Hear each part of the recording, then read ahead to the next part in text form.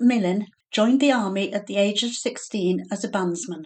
On D-Day, he stepped onto the beaches of France playing his bagpipes. This is an extract from his interview, including his rendition of Highland Laddie, the tune he played as he waded through the surf into heavy fire on Sword Beach.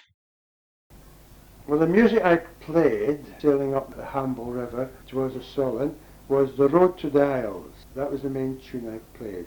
I was standing in the bowsprit, as we call it, and this music was on the loud hailers. Yeah, I could hear it even above the bagpipes. And in the Solent, just off the Isle of Wight, were thousands of transports, large ones, small ones, with troops aboard, and of course they heard the pipes were throwing their hats in the air and cheering.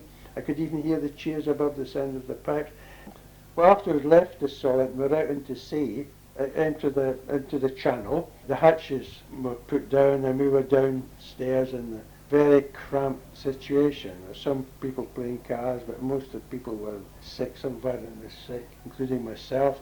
Then I slept fitfully throughout the night. Then next morning, people were starting to get the gear together, they had rucksacks on, picking their rifles up and making towards the hatch, and then we all got up on deck. The rails were down, ready for action, and we could see in the mist the French shoreline. We all got up on deck and we stood there in the freezing wind, watching the shoreline, and they sent tanks ashore, and we watched those being knocked out by the German artillery. Then the Navy, who were behind us at that time, opened up and bombarded the beach. Then the order came to get ashore. Now, where were you in relation to Lovett? He was in the next ramp. There's two ramps at the front of the landing craft. I was up in one and he was up in this one. He jumped into the water, so I waited till he got in because he was over 6 feet tall to see how depth it was.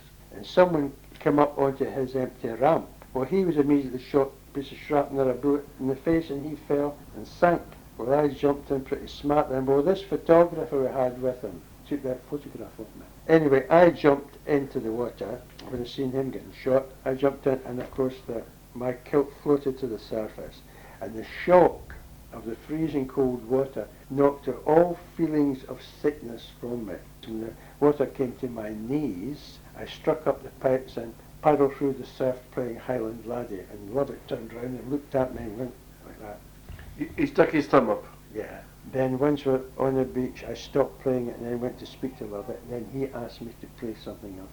He said, "Would you mind very much, Piper, giving us a tune?" Well, and I looked round the noise, and people were lying about shouting and smoke. He said, "Well, what tune would you like, sir?" "How about The Road to the Isles?" "Would you want me to walk up and down, sir?" "Yes, now that would be nice. Yes, walk up and down." Well, there was the water's edge, just about a few feet up onto the beach. I walked along that part. I could see people lying face down in the water, going back and forward with the surf, dead ones.